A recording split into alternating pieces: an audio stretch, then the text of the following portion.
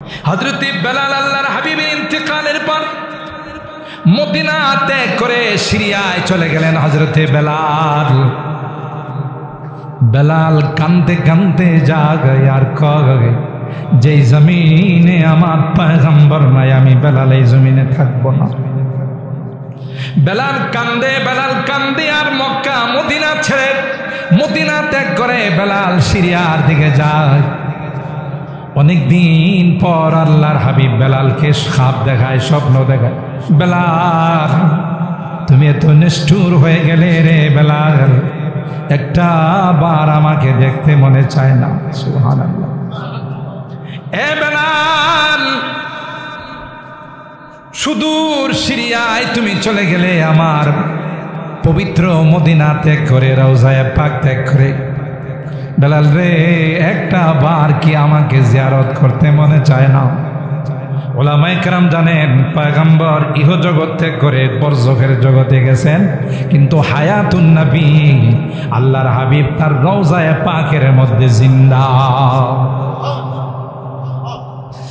এখান থেকে কামালটেক থেকে যশোর ইউনিয়ন থেকে যদি আল্লাহর কোনো বান্দা পয়গম্বরের নিকট সালাম পাঠায়, আল্লাহ একদল ফেরেশতা রেখে দিয়েছেন, যেই ফেরেশতারা আপনার নাম, আপনার বাবার নাম, আপনার এলাকার নাম সবগুলো এন্ট্রি করে রওজায়ে পাকে যায় কয় পয়গম্বর ওই কামারটেক থেকে যশোর ইউনিয়ন থেকে আপনার অমুক বান্দা অমুকের ছেলে আপনার নিকট সালাম পাঠাইছে। আল্লাহর হাবিব ওখান থেকে জবাব দেয়।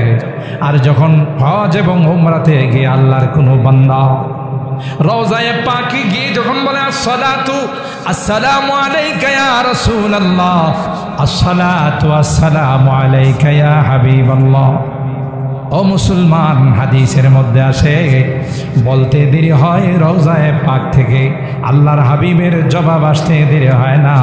আল্লাহর হাবিব বলেন ওয়া আলাইকা আসসালামু ইয়া উম্মতি। জিন্দা না মুর্দা? বলেন বলেন। হায়াতুন নবী, আমার নবী রওজায়ে পাকে জিন্দা। শুধু তাই নয়, ইন্নাল বুকাতাল্লাতী দুফিনা ফিহা নবী সাল্লাল্লাহু আলাইহি ওয়াসাল্লাম আফজালু মিন আরশির রহমান ওয়া আলাইহিল ইজমা। রওজায়ে পাকের যে অংশে আল্লাহর হাবিব শুয়ে আছেন, এই রওজায়ে পাকের এই অংশের মর্যাদা আল্লাহর আরশে আজিম থেকেও বেশি। আর একটু জোরে সুবহানাল্লাহ কোন। এবং এর মধ্যে পৃথিবীর কোনো আলেম ওলামাদের দ্বিমত ওয়া আলাইহিল ইজমা, এটার মধ্যে সবার ইজমা। কেন এই অংশের দাম এত বাড়লো? এই অংশের মধ্যে রওজায়ে পাকের মধ্যে আমার আপনার নবী সরকারে দু আলম রাহমাতুল লিল আলামিন আল্লাহর হাবিবের দেহ মুবারক এই মাটির সঙ্গে লেগে আছে। আল্লাহু আকবার বলেন। आदम के लिए फख्रे आली नसबी है, आदम के लिए फख्रे आली नसबी है, मक्की मदानी हाशिमी व मुत्तलबी है, पाकीज़ा तरज़ अर्श समा जन्नत फिरदौस, पाकीज़ा तरज़ अर्श समा जन्नत फिरदौस, आराम गाहे पाक रसूले अरबी। अल्लाहु আকবার বলেন। হযরত আদম বলেন, আমি যদি জানতাম জান্নাতের এই বৃক্ষের ফল খাওয়ার কারণে আমি দুনিয়াতে যাব, আমার বংশের মধ্য থেকে বিশ্বনবীর আগমন ঘটবে, আমি জানি না, যদি জানতাম ফল নয়, গাছের কোনো ঢাল নয়, মূল শিকড়টা তুলে আমি খেয়ে ফেলতাম। কারণ যত দ্রুত দুনিয়াতে যাব তত দ্রুত আমার আওলাদের মধ্যে বিশ্বনবীর আগমন ঘটবে। তিনি বলেন আমার আপনার নবী বিশ্বনবী রহমতে আলম সাল্লাল্লাহু আলাইহি ওয়াসাল্লাম বলেন কি, কুনতু নাবিয়্যান ওয়া আদামু বাইনাল মাই ওয়াত তিন। উম্মতেরা রে, আমার পরিচয় নাও। আমাকে তো আল্লাহ তখন নবী বানাইছেন যখন আদমের অস্তিত্ব হয় নাই। কেন রে? আমার নবুয়ত যদি আল্লাহ আগে ভাগে দান না করেন, আমাকে যদি আল্লাহ নবী না বানান, আদমের পক্ষে নবী হওয়া সম্ভব নয়, মুসার পক্ষে কালিমুল্লাহ হওয়া সম্ভব নয়, ইব্রাহিমের পক্ষে খলিলুল্লাহ হওয়া সম্ভব নয়, ঈসার পক্ষে রূহুল্লাহ হওয়া সম্ভব নয়, নূহের পক্ষে নাজিউল্লাহ হওয়া সম্ভব নয়, ইউসুফ নবীর পক্ষে নাবিউল্লাহ হওয়া সম্ভব নয়। তার প্রমাণ কোরআনে কারীমের সূরা আলে ইমরানের এক আয়াতের দ্বারা পাওয়া যায়। 3 নম্বর পারার 19 নম্বর পৃষ্ঠা। আমাদের সবার কাছ থেকে কিন্তু আল্লাহ একটা অঙ্গীকার নিয়েছিলেন রূহের জগতে, ঠিক না বেঠিক? অঙ্গীকারের সারাংশ ছিল আলাস্তু বিরব্বিকুম, আমি কি তোমাদের রব নহে? আমরা সকলে এক বাক্যে বলেছিলাম কালু বালা, হ্যাঁ অবশ্যই আপনি আমাদের রব। এরপরে আল্লাহ আমাদের বললেন, এটা শুধু বলে গেলা তা না, এটা মনে রাখতে হবে, দুনিয়াতে গিয়ে ভুলে গেলে চলবে না। আল্লাহ আমাদের এই জন্য নবী পাঠাইছেন, আসমানি কিতাব পাঠাইছেন, যুগে যুগে নবী রাসূলকে গিয়ে তালিম দেওয়াইছেন। আর যারা নবী হবেন আদম থেকে নিয়ে ঈসা রূহুল্লাহ পর্যন্ত, তাদেরকে আলাদা এক হল রুমে আল্লাহ তাদের রূহগুলোকে জমা করলেন। সুবহানাল্লাহ।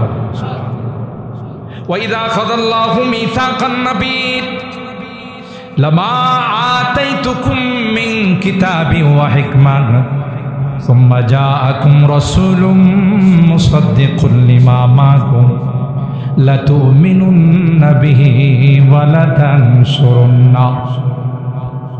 হযরত আদম থেকে সমস্ত নবীদেরকে আল্লাহ একত্রিত করে অঙ্গীকার নিলেন, হে আদম, হে ইব্রাহিম, হে মুসা, হে ঈসা, তোমাদের কাছ থেকে একটি অঙ্গীকার নেওয়ার জন্য তোমাদেরকে এখানে একত্রিত করলাম। আদম তোমাকে নবী বানায়া পাঠাবো, ইব্রাহিম তোমাকে খলিলুল্লাহ বানায়া পাঠাবো, মুসা তোমাকে কালিমুল্লাহ বানায়া পাঠাবো। সব ঠিক আছে, কিন্তু সুম্মা জাআকুম রাসূলুম মুসাদ্দিকুল লিমা মাআকুম, তোমাদের নবুয়ত চলাকালীন সময় যদি আমার হাবিবের আগমন ঘটে যায়, সুবহানাল্লাহ বলে। হে আদম, তোমার নবুয়ত চলাকালীন সময় যদি আমার হাবিবের আগমন ঘটে যায়, ইব্রাহিম খলিলুল্লাহ তোমার নবুয়ত চলাকালীন সময় যদি আমার হাবিবের আগমন ঘটে যায়, মুসাদ্দিকুল লিমা মাআকুম, তার মিশন তোমাদের মিশন থেকে কোনো ভিন্ন মিশন হবে না। সবার স্লোগানে একটা থাকবে, লা ইলাহা ইল্লাল্লাহ, লা ইলাহা ইল্লাল্লাহ, আল্লাহ ব্যতীত কোনো মাবুদ নাই, এটাই একটা স্লোগান। সুম্মা জাআকুম রাসূলুম মুসাদ্দিকুল লিমা মাআকুম, তার আগমন যদি ঘটে যায়, তিনি যদি চলে আসেন, লাতুমিনুন্না বিহি ওয়া লাতানসুরুন্না। আরবি গ্রামার অনুযায়ী বাক্যটা বড় স্ট্রং, একটা লামে ইবতিদা আর একটা হলো নুনে সাকিলা, দুইটা মিলা গ্রামারটা অনেক স্ট্রংলি আল্লাহ বললেন লাতুমিনুন্না বিহি, অবশ্যই অবশ্যই তোমার নবুয়ত চলবে না, তোমার নবুয়ত মুলতবি হয়ে যাবে। আমার হাবিবের নবুয়তের অনুসরণ করা ছাড়া তোমাদের কোনো বিকল্প থাকবে না। সুবহানাল্লাহ। ওয়ালা তানসুরুন্না, অবশ্যই অবশ্যই তাকে তোমাদের নুসরত করতে হবে, সাহায্য করতে হবে। তোমাদের নবুয়ত চলবে না যেমন দিনের বেলায় যত পাওয়ারফুল বিদ্যুতের লাইট লাগানো হোক, সূর্য যখন উদিত হয় তখন ওই লাইটের কোনো ভ্যালু থাকে না। জোরে বলেন ঠিক কিনা? আফতাবে নবুয়ত, মাহতাবে নবুয়ত, নবুয়তের সূর্য যখন চলে আসবে তোমাদের নবুয়তের লাইটের কোনো দাম নাই, তোমাদের নবুয়ত অটো সিস্টেম বন্ধ হয়ে যাবে। আমার নবুয়তের অনুসরণ করা ছাড়া তোমাদের কোনো বিকল্প থাকবে না। আল্লাহু আকবার। কি বুঝলেন? নবী কুলের সরদার, ইমামুল আম্বিয়া ওয়াল মুরসালিন, আশরাফুল আম্বিয়া ওয়াল মুরসালিন, খাতামুন নবিয়্যিন, তিনি হলেন সমস্ত নবুয়তের উৎস আর কেন্দ্র আর পাওয়ার হাউস। সুবহানাল্লাহ। আপনাদের কামারটেক এলাকায় পাওয়ার হাউস থেকে যদি সুইচ বন্ধ করে দেয় বিদ্যুৎ পাবেন, আবার পাওয়ার হাউস থেকে সুইচ টিপ দিলে, বাটন টিপলে আবার কি আসবে? বিদ্যুৎ আসবে। তাহলে বোঝা গেল এটার কানেকশন পাওয়ার হাউসের সঙ্গে।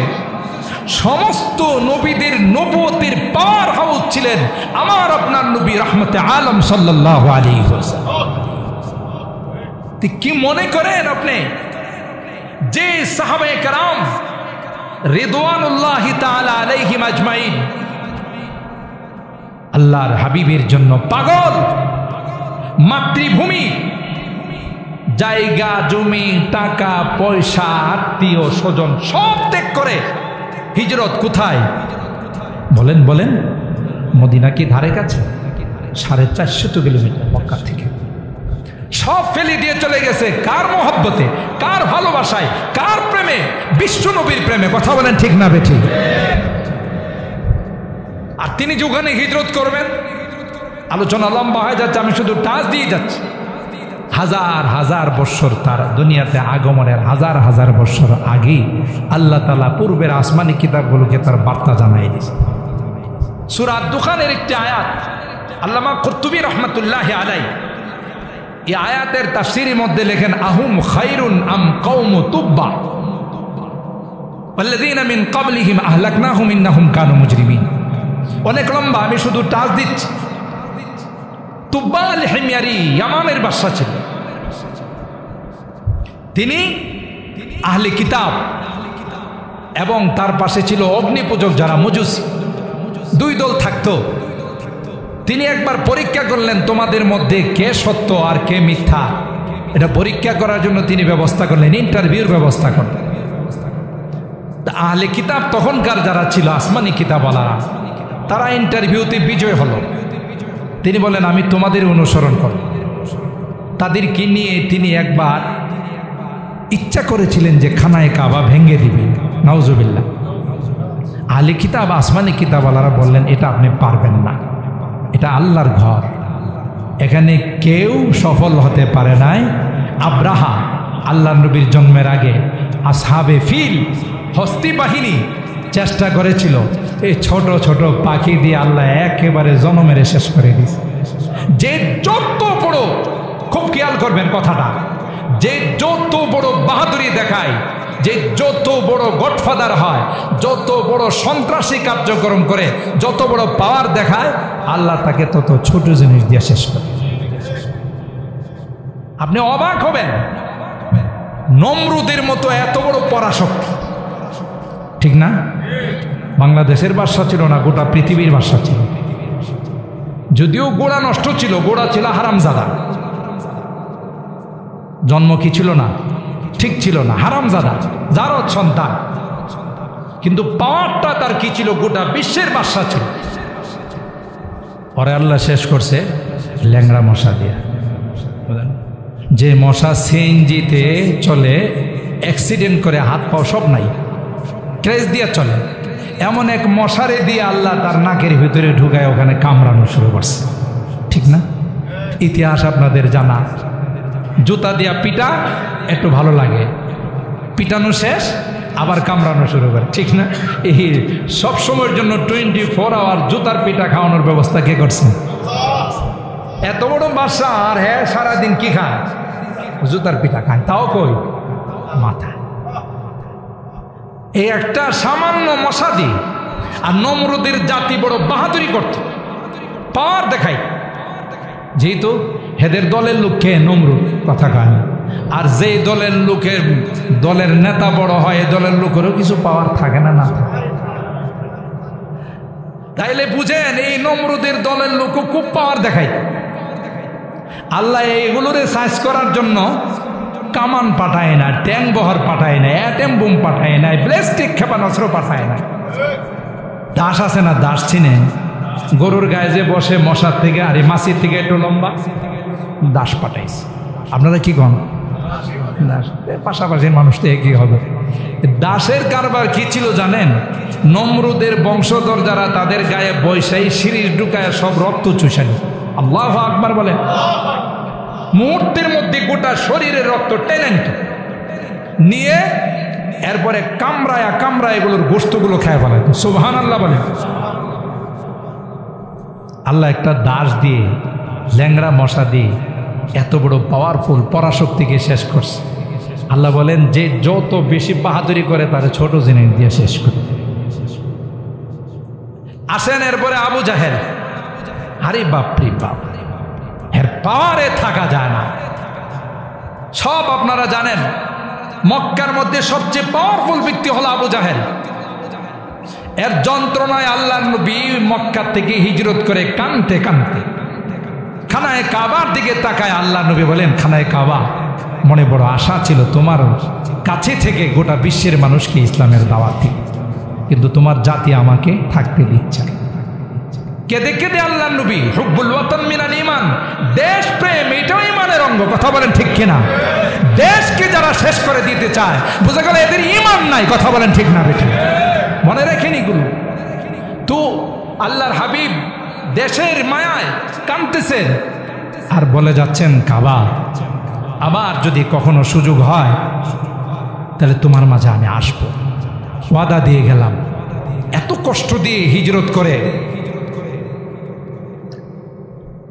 আল্লাহ নবীকে মদিনায় পাঠাইলেন। এদের তো উচিত ছিল জাগ্গা, ওরা যেহেতু চলে গেছে আর এদেরকে কষ্ট দেওয়ার দরকার নাই। কিন্তু আবু জাহেলের পরামর্শ হলো, সিদ্ধান্ত হলো, না, মদিনাতেও থাকতে দেব না। মদিনাটা এর বাপদাদার জায়গা। মার্চ করে 1000 সশস্ত্র যোদ্ধা নিয়ে কোথায় গেছে? মদিনায় গেছে, মানে বদরে। 1000 সশস্ত্র যোদ্ধা, আর মুসলমানদের সংখ্যা মাত্র 300। তাও তাদের কাছে কোনো অস্ত্র নাই। আবহাওয়ার পরিবর্তনের কারণে ইয়াদআফুহুম হুম্মা ইয়াসরিব, মদিনার জোরে তাদেরকে দুর্বল বানায় ফেলাইছে। অস্ত্র শস্ত্র কিচ্ছু নাই। আর এরা অস্ত্রে শস্ত্রে সজ্জিত হয়ে বদর, মদিনার থেকে বদরের দূরত্ব 150 কিলোমিটার। কত? আল্লাহর নবী সাহাবায়ে কেরামদেরকে বললেন, যেহেতু আসতেছে আমাদের ওখানে যাইতে হবে, নাহলে এরা মনে করবে যে এরা আমাদের ভয়ে আসে না। চলো আল্লাহর উপর হাওয়ালা করে আমরা যাব। অনেক লম্বা ইতিহাস আছে, সংক্ষিপ্তভাবে বললাম। আল্লাহর হাবিব আয়েশা মসজিদে আরিশের কাছে, আয়েশা, এখানে যারা গেছেন দেখছেন, এর নাম মসজিদে বীর আরিশ। মসজিদে আরিশের মধ্যে আয়েশা আল্লাহর হাবিব ওখানে আল্লাহর কাছে হাত উঠাই, আল্লাহ, তুমি যদি চাও পৃথিবীতে কেউ তোমার নাম নেওয়ার মতো থাকবে না, ইসলামের আওয়াজ দেওয়ার মতো কেউ থাকবে না, তাহলে আজকে আমাদেরকে ধ্বংস করে দাও। আর যদি চাও যে পৃথিবীতে লা ইলাহা ইল্লাল্লাহ বলার লোক থাকবে, কালিমার পতাকা ওঠানোর লোক রাখবে, তাহলে তোমার কাছে সাহায্য চাই। সুবহানাল্লাহ। নবীর দোয়া আল্লাহ কবুল করছেন না করছেন না? আল্লাহ পাক বলে দিলেন, যান, প্রথম পর্যায়ে আমি 1000 ফেরেশতা দিয়ে সাহায্য করি। সুবহানাল্লাহ। দ্বিতীয় পর্যায়ে 3000, তৃতীয় পর্যায়ে 5000 ফেরেশতা। সুবহানাল্লাহ। মজার ঘটনা আপনারা জানেন। মজার ব্যাপার হলো কি জানেন? এই বদরের যুদ্ধে 2টা পিচ্চি এখনো বালেগ হয় নাই, মুআজ আর মুআওয়াজ, বুখারী শরীফের হাদিস। পিচ্চি 2 জন মাকে বলে, মা, শুনেছি গো মক্কার বড় কাফের আল্লাহর নবীকে ধ্বংস করার জন্য আসতেছে। আবু জাহেলের নেতৃত্বে 1000 সশস্ত্র যোদ্ধা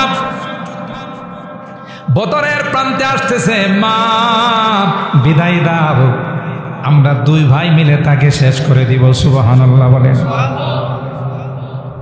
মার কাছ থেকে 2 নাবালেগ সন্তান বিদায় নিয়ে আসে আর কয়, 2 ভাই মিলে আবু জাহেলকে শেষ করব। আব্দুল্লাহ ইবনে মাসউদ ও ফি রিওয়ায়াতিন আব্দুর রহমান ইবনে আউফ বলেন, যুদ্ধের ময়দানে 2টা পিচ্চি আমার 2 পাশে দাঁড়ায় কয়, চাচা, কাফেরদের বড় লিডারটা কোন দিকে দাঁড়াইছে? সুবহানাল্লাহ বলেন। আব্দুর রহমান ইবনে আউফ বলেন, প্রথমে মনে করেছিলাম 2 জন মনে হয় যুদ্ধের মধ্যে আমার হেল্প করবে, সহযোগিতা করবে। বাচ্চা মানুষ বোধহয় ব্যাগ ট্যাগ নেবে, কোনো সহযোগিতা করবে, কিন্তু টার্গেট দেখে অনেক বড়। না না, আমার কাছ থেকে অঙ্গীকার করে আসছি, যতক্ষণ পর্যন্ত আবু জাহেলকে জাহান্নামে না পাঠাবো, ততক্ষণ পর্যন্ত মার কুলে ফেরত যাব না। আব্দুর রহমান ইবনে আউফ বলেন কিছুক্ষণের মধ্যেই দেখা গেল ময়দানে আবু জাহেলকে দেখা যাক। তাই আমি ইশারা দিয়ে বললাম, বাবা তোমরা যাকে চাচ্ছ ওই বড় শয়তান আবু জাহেলকে দেখা যায়। আল্লাহর কসম, আব্দুর রহমান ইবনে আউফ বলেন আমার ইশারা করতে দেরি হয়, বাস পাখির মতো ঝাঁপিয়ে পড়তে দেরি হয় না। আল্লাহু আকবার। এ মুসলমান, ইতিহাসকে শুধু ইতিহাস রাখলেই চলবে না। দুই ভাই আবু জাহেলের দেহের মধ্যে চেপে বসে। আল্লাহু আকবার। আবু জাহেলের বুকের উপরে বসে দুই ভাই তলোয়ার চালাবে।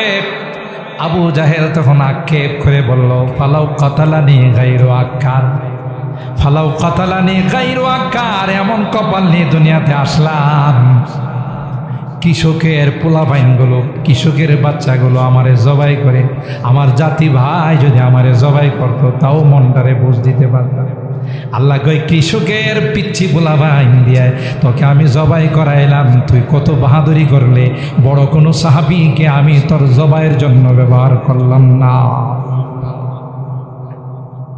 যখন সীমা লঙ্ঘন করে বদদুয়া যখন আল্লাহর আরশের মধ্যে ধাক্কা লাগা, তখন আল্লাহ ছোট থেকে ছোট, ক্ষুদ্র থেকে ক্ষুদ্র বিষয় দিয়ে বিশাল বড় তখতে তাওসে যারা থাকে তাদেরকে মুহূর্তের মধ্যে তছনছ করে দেন।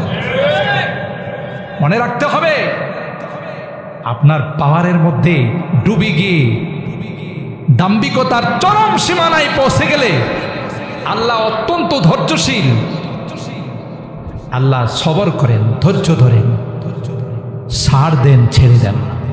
কথা বলেন ঠিক না? তো মোহতারাম হাজিরিন, আমি যে বিষয়টা আপনাদের খেদমতে আরজ করতে চাচ্ছিলাম সেটা হলো যে হুজুর আকরাম সাল্লাল্লাহু তাআলা আলাইহি ওয়াসাল্লামের সাথে সাহাবায়ে কেরাম সব কিছু ত্যাগ করে হিজরত করে মদিনায় চলে গেলেন। বাড়ি নাই, জায়গা নাই, আত্মীয় স্বজন কিছু নাই। এটা কি ভালোবাসার পরিচায়ক নয়? বলুন তো দেখি, সাহাবায়ে কেরামদের মধ্যে খোলাফায়ে রাশিদিন, তাবিন, তাবিন, আইম্মায়ে মুস্তাহিদিন কে নবীর জন্মদিন আসার পর জশ্নে জুলুসের মাধ্যমে, ঈদে মিলাদুন নবীর মাধ্যমে নবীর জন্মদিন পালন করছে? একটা প্রমাণ কেউ দেখাইতে পারবেন? ঠিক বললাম? ওদের কাছে কি নবীর ভালোবাসা ছিল না? বাংলাতে বলে, মাঠ থেকে যদি মাসির মায়া বেশি হয় তাহলে বুঝতে হবে এখানে কোনো না কোনো কিন্তু। এটাতে আরবিতে বলে ফিহি মা ফিহি ফাতাদাব্বার ওয়ালা তাকুম মিনাল গাফিলিন। কোনো না কোনো কিন্তু আছে এখানে। মা, মাসি, খালা খুব আদর করে, ভাগিনা কয় আমার মা থেকে খালাই ভালো। মা তো খাওয়ায় না, মাঝে মধ্যে ধমক দেয়, এভাবে ঘুরে ঘুরে আর কত খাবি, রুজি কর। আর খালার বাড়িতে গেলে কি সুন্দর দেশি মুরগি, দেশি কবুতর, এবারে দুধের স্বর, সবরি কলা, নরসিংদীর সাগর কলা, কত কিছু যে খাওয়ায় খালা। ওই আমার খালাই ভালো মাঠ থেকে। ভাগিনা তুমি বুঝো না, মাঠ থেকে যদি মাসির মায়া বেশি হয় বোঝা গেল এখানে কোনো কিন্তু। ঠিক না বেঠি? সাহাবায়ে কেরামদের থেকে তোমার মহব্বত বেশি, সাহাবায়ে কেরামদের থেকে তোমার ইশক আর প্রেম বেশি, বোঝা গেল এখানে কোনো কিন্তু আছে। এটা আসলে প্রেম আর ইশক নয়, এটা বিদাতীদেরকে খুশি করার জন্য। কথা বলেন ঠিক না? বুঝতে হবে। হ্যাঁ, আসুন তাহলে নবীর জন্মদিন কিভাবে পালন করব? যেইভাবে আল্লাহর নবী পালন করছেন, ঠিক কিনা বলেন? যেইভাবে সাহাবায়ে কেরাম পালন করছেন। আমরা হাদিস, সহিহ হাদিসের মধ্যে পাই আল্লাহর নবী তার জন্মদিন পালন করছেন রোজা রাখার মাধ্যমে। কথা বলেন ঠিক না বেঠিক? কোনো জশ্নে জুলুস করছেন? রোজা রাখার মাধ্যমে তিনি সোমবারে জন্মগ্রহণ করেছেন। উম্মতের জন্য বলে গেছেন প্রত্যেক সোমবারে রোজা রাখা সুন্নত। কথা বলেন ঠিক না বেঠিক? কেন? লিআন্নাহু ওয়ালিদতু ফি হাযাল ইয়াউম, আমি এই দিনে জন্মগ্রহণ করছি, এই জন্য এই দিনে রোজা রাখা সুন্নত। তো হুজুর সাল্লাল্লাহু আলাইহি সাল্লাম মিলাদুন নবী পালন করছেন জন্ম রাইখা। আমাদের দেশে যারা ঈদে মিলাদুন নবী পালন করে এদের দেখবেন জিলাপি হাতে নিয়ে ঘুরে। রোজা রাখলো কই? কথা বলেন ঠিক না বেঠিক? না ভাই, আপনাকে ভুল বুঝাইছে, আপনি আমাদের মানুষ, আপনি আমাদেরই ব্লাড কানেকশনের, আপনি আমাদেরই বংশের, আপনি আমাদেরই মানুষ, কিন্তু যারা আপনাকে বুঝাইছে ওরা ভুল বুঝাইছে। ঠিক না বে ঠিক? সাহাবায়ে কেরাম রোজা রাখছে। হযরতে আবু বকর সিদ্দিক রাদিয়াল্লাহু তাআলা বুখারী শরীফের মধ্যে ইমাম বুখারী রাহমাতুল্লাহ আলাইহি অধ্যায় কায়েম করছেন, বাবু মাউতি ইয়াউমিল ইসনাইন। তিনি আল্লাহর কাছে তামান্না করছেন, আল্লাহ আমার মৃত্যুটা যদি সোমবারে হতো। সুবহানাল্লাহ বলেন। কেন কেন? আমার নবী এই দিনই দুনিয়া থেকে চলে গেছে। সুবহানাল্লাহ। তাহলে কি পাওয়া গেল? ওলামায়ে কেরাম জানেন, সময় যেহেতু অনেক চলে গেছে আমি বেশি লম্বা করব না। ওলামায়ে কেরাম জানেন আল্লাহর নবীর জন্ম দিবস নিয়ে যথেষ্ট মতভেদ আছে। 2, 3, 8, 9, 11, 12, কেউ বলছেন রবিউল আউয়াল, কেউ বলছেন আবার রমজান, বিভিন্ন মতভেদ আছে। কিন্তু ওয়াফাত দিবস নিয়ে, আল্লাহ নবীর ইন্তেকালের দিবস নিয়ে কোনো মতভেদ নাই। কথা বলেন ঠিক কিনা? 12ই রবিউল আউয়াল আল্লাহ নবী দুনিয়া থেকে চলে গেছেন, এটা ওয়াফাত দিবস। আর কোনো সতর্ক বা সচেতন মানুষ মৃত্যু দিবসে খুশি মানাইতে পারে না। আর যদি মানা, তাহলে এটার অর্থ এ দাঁড়াইব, হ্যাঁ গেছে গা, ভালো হয়েছে। কথা কয় না? দেখেন না, অনেকে মরলে বাংলাদেশের মধ্যে আলহামদুলিল্লাহ কয়, ঠিক না? উনি আবার যোগ করছে, বলাইলো আলহামদুলিল্লাহ কয়। আল্লাহ আল্লাহ। তাইলে অনেকে মারা গেলে সবাই ইন্না লিল্লাহ কয়, দোয়া করে, আবার অনেকে মারা গেলে খুশিতে কি কয়? বোঝা গেল ময়রা আমাদের বাঁচাইছে, না মরলে আরো বিপদ ছিল। তো যারা আল্লাহ নবীর জন্মদিনে সাইয়্যিদুল আয়া, সকল ঈদের ঈদ বলে, সারা ঈদ বলে, নবী কয় আমার উম্মতকে আমি 2 ঈদ দিয়ে গেলাম। এরা কয় না, আপনি 2টা দিয়ে গেলে কি হবে, আমরা আরেকটা বাড়াইলাম। কথা বলেন ঠিক না বে ঠিক?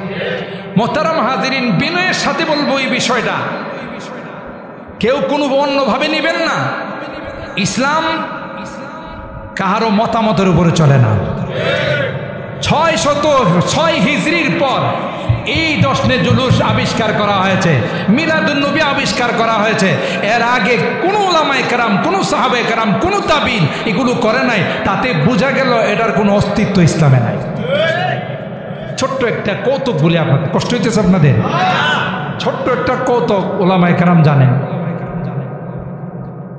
ইমামে আজম আবু হানিফা রাহিমাহুল্লাহ শিয়াদের সঙ্গে একবার বাহাস করতে গেছে। তো তিনি বাহাস করতে গিয়ে যাওয়ার সময় স্টেজের মধ্যে, যেমন এই স্টেজটা মনে করেন, আমি যদি আমার এক জোড়া স্যান্ডেল বগল করে নিয়ে উঠি, তো আপনারা আমার অনেক ভালো করবেন না? কি হুজুর দাওয়া দিয়েছে, এটা তো আনসু সামে গ্রাম থেকে আইসি, কিছু বুঝেন, একটা স্যান্ডেল নেয়ার বগলে করে স্টেজে বসে